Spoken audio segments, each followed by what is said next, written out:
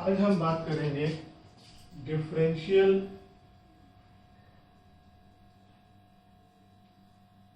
Piece veg system की।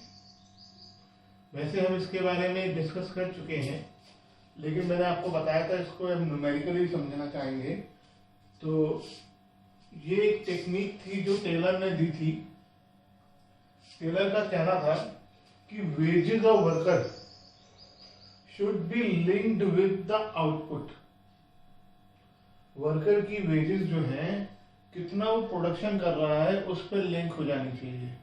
कितनी units वो बना रहा है उससे हमें लिंक कर देनी चाहिए। यानी हम पर यूनिट जो बनाता है उसके हिसाब से उसको वेजेस देनी है। अगर उसने एक महीने में 200 यूनिट बनाई है तो उसे 200 यूनिट के हिसाब से आपको पेमेंट करनी है। इसके लिए आपको दो चीजें डिसाइड करनी है।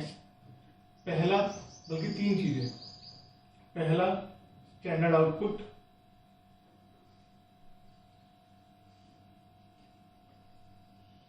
दूसरा, स्टैंडर्ड रेट, जिस रेट से पे किया जाएगा। और तीसरा, rate, standard rate per unit. हाँ, एक यूनिट का रेट क्या होगा। और rate paid to inefficient worker per unit. यानी जो स्टैंडर्ड आउटपुट नहीं बना पाता है, जो टारगेट पूरा नहीं कर पाता है, उसको किस रेट से पे किया जाएगा वो हमें यहाँ डिसाइड करना होता है। अब इससे क्या फर्क पड़ता है, इसको पहले न्यूमेरिकली समझते हैं तो आपको ज्यादा अच्छी तरीके से समझ आएगा। वैसे मैंने आपको जो एक वीडियो भेजी थी उसमें इसको ओरली न्यूमेरिकल समझाया था, लेकिन ओरली समझ नहीं आता है तो इसे लिख के करते हैं। मान लो एक कंपनी के यहाँ जो वर्कर जो प्रोड्यूस होता है वो चेयर प्रोड्यूस होती है, और उनको कहा गया है कि एक मंथ में जो स्टैंडर्ड है वो है 500 चेयर्स बाय ईच वर्कर। जो स्टैंडर्ड आउटपुट अचीव कर लेगा उसे स्टैंडर्ड रेट से मिलेगा। स्टैंडर्ड रेट है ₹100 पर चेयर। और जो स्टैंडर्ड रेट नहीं मेंटेन करेगा, for employees producing chairs less than standard, उसे ₹90 पर चेयर से पेमेंट होगी। अब देखने में ऐसा लग रहा है सिर्फ 10 रुपए का तो नुकसान हो रहा है, 10 रुपए का जो फायदा है, लेकिन उसको हम जरा डिस्कस करते हैं। एक है वर्कर ए जो 500 चेयर्स प्रोड्यूस कर रहा है। एक है वर्कर बी जो 499 चेयर्स प्रोड्यूस कर रहा है। तो इसकी वेजेस कितनी होंगी उस मंथ की? 500 इंटू 100, 50,000। और इसकी कितनी होगी?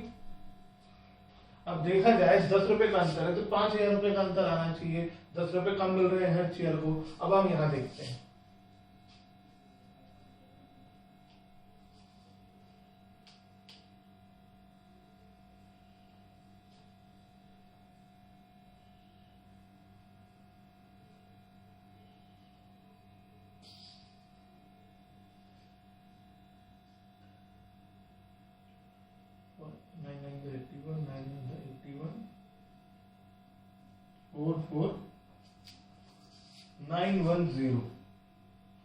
तो अगर आप देखेंगे the difference is much greater.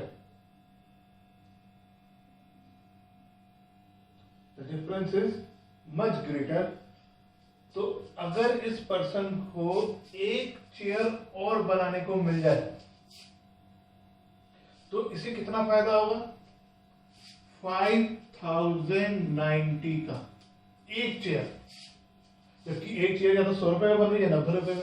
Normally अगर मान लो सबको 100 रुपए में ही चेयर 100 रुपए ही पैसे मिलते, ये वाला कॉन्सेप्ट नहीं होता, तो इसको कितने रुपए मिलते? ऐसे में 499 इंटू 50 सॉरी इंटू 100 49,900। तो उसे एक चेयर अगर और बनानी है तो कितने रुपए मिलने वाले? 100 रुपए। लेकिन जो मैंने आपको एग्जांपल दिया उसमें उसे एक चेयर बनाने के कितने मिलेंगे? फिलहाल उसे मिल रहे हैं 44,910। अगर वो एक चेयर और बना देता है तो उसकी इनकम 50,000 हो जाएगी। यानी अब तक तो एक एक चेयर के 90 रुपए मिलते आ रहे थे और ये 500 चेयर के इसको 5,000 रुपीज मिलेंगे। 5,000 रुपीज सिर्फ एक चेयर के, जबकि एक चेयर की कीमत यहाँ पर 100 रुपए और 90 रुपए वेजेस कही जा रही हैं।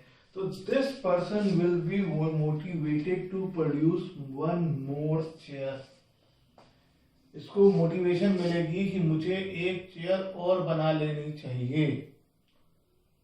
तो इस वजह से ये और एफर्ट्स करेगा और एक चेयर और बनाएगा। और जो वर्कर ए है उसको ये मालूम है कि जैसे ही उसको अगर वो एक चेयर और बनाता है तो 100 रुपए बढ़ेंगे, लेकिन अगर वो एक चेयर कम बनाता है तो उसकी वेजेस 5,000 से कम हो जाएंगी। तो वो मोटिवेटेड रहेगा कि मुझे अपने इस टारगेट से नीचे नहीं जाना है।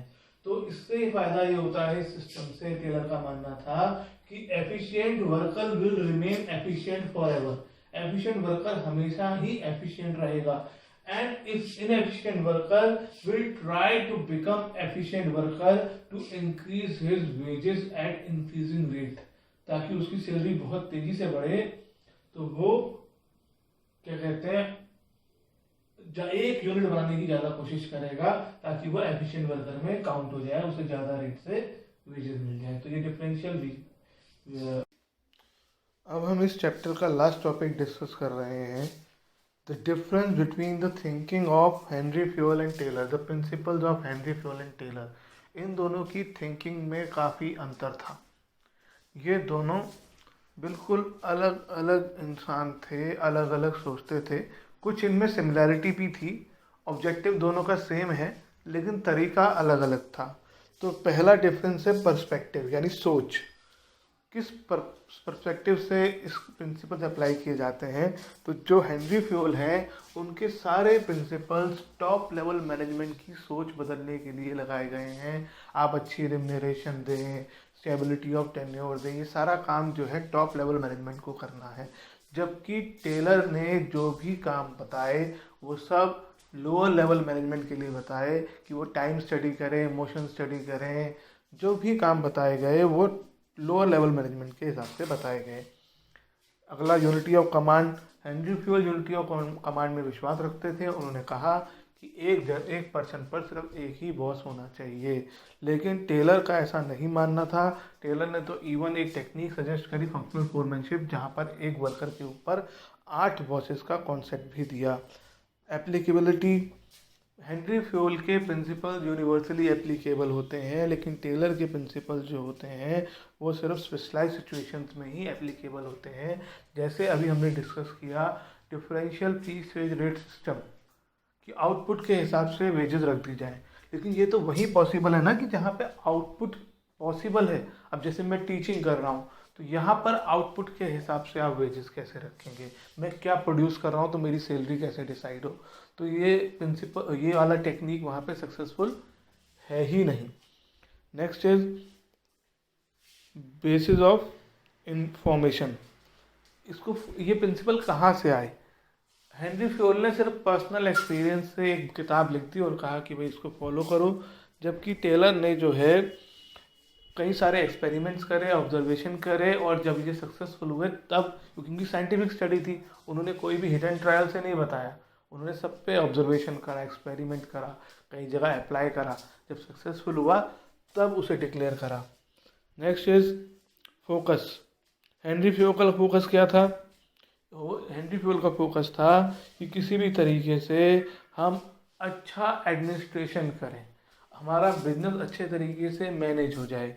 जबकि टेलर का फोकस था कि किस तरीके से हमारी कंपनी की, हमारे ऑर्गेनाइजेशन की एफिशिएंसी बढ़े, प्रोडक्टिविटी बढ़े, ज़्यादा से ज़्यादा प्रोडक्शन हो, वो सारे काम किए जाएं जिससे वेस्टेज कम से कम हो और आउटपुट ज़्यादा से ज़्यादा हो।